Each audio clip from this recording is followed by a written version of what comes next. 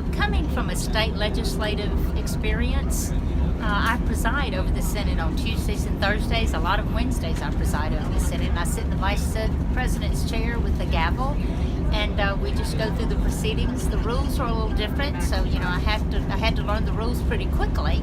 But you got parliamentarians there that help you with that. But the committee process is something I'm really comfortable with, and you know, a staff. It's just a different location, a different room, in a different city. But the process basically is very comparable to what a state legislature goes through and the experience that I have. But I've really been very warmly welcomed.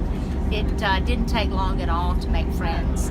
And you know, when you get to a new position, especially one in the U.S. Senate, you just go in with your hat in your hand, very humble, and you're there to learn. Obviously, you're not going to know everything when you walk in the door. But I had some great help, and I've got some great friends that sure has helped usher me along. When I ran for the state senate in 1999, I just thought, you know, I'm going to serve a few terms. I'm going to enjoy this. Of course, you have to make a living doing something else during that time as well. And when the Commissioner of Agriculture called me and said, Cindy, I'm not seeking re-election, I said, boy, that's an important person in my life. Who are we going to get? And he said, I think you'd make a fine one. I had no intentions of running for Commissioner of Agriculture. You know, those opportunities had just found me. But it's another one of those things. I went home, my husband, my family, and I, we really prayed about that, and we stepped out on faith. I loved being the Commissioner of Agriculture. It was just the perfect job for me. It's the best job in state government. It's my wheelhouse. It's what we do for a living. I enjoyed every single day of that. So when the governor called me and wanted to appoint me to the U.S. Senate, it was kind of the same thing. No intentions to do it whatsoever. I would have never qualified to run for the U.S. Senate. And this opportunity just presented itself because I really thought I would retire in the Commissioner of Agriculture's position because I was so confident and I was so comfortable there. But you know, if you want to be in the center of God's will, you have to be submissive.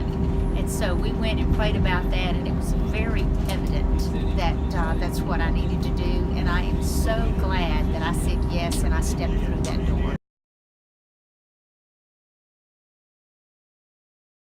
Well, you know, when you have a 6-month trial period is what I call it, and the president can take a look at you, they see how you operate, they see how hard you work, and they see how sincere you are. That's when he wanted to take a look at me, he had the opportunity to do that. And then he called and he said, Cindy, I've watched you. I want to help you come back because I need you. And that's exactly what he told me. He said, you know, I've seen you, I've watched you in action, I know how you handle yourself. And he said, you really are prepared when you walk into a committee meeting. And he said, I don't want anything to happen that you would not come back. And he said, I'm going to do everything I can to make sure that you're back in this seat as an elected U.S. Senator.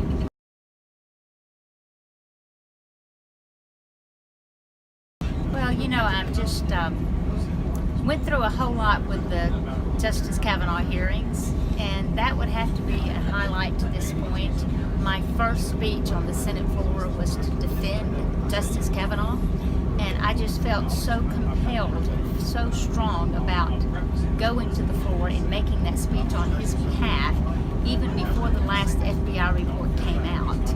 And he needed a woman to defend him. He needed a Republican woman to stand up. And there was no doubt that that was the time for me to do that. I have introduced legislation. I'm very strong on the Second Amendment, the GRIP Act, which would not allow any federal agency to use any federal funding to keep any register of a legal, law-abiding citizen who purchases a gun. You can't keep a register or list of that. And so, you know, I'm getting to work on bills such as the GRIP Act to be able to help veterans. And the Gold Star, we went for 1 week for Gold Star families to be recognized. That is beyond rewarding.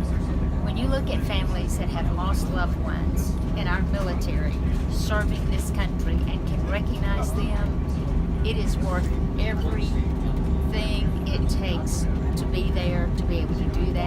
see the reward of that and enjoy the reward of recognizing those children of mothers and dads that they've lost. That is extremely meaningful to me.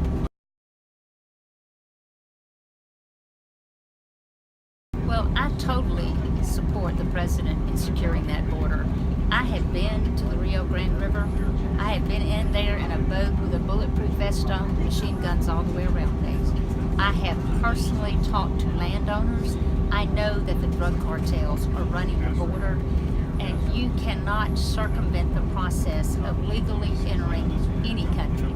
If I go to another country, if I take my child to another country, there's a process we go through, and it can never be circumvented. We have got to make sure anybody that comes into the United States is here legally and for the right reason.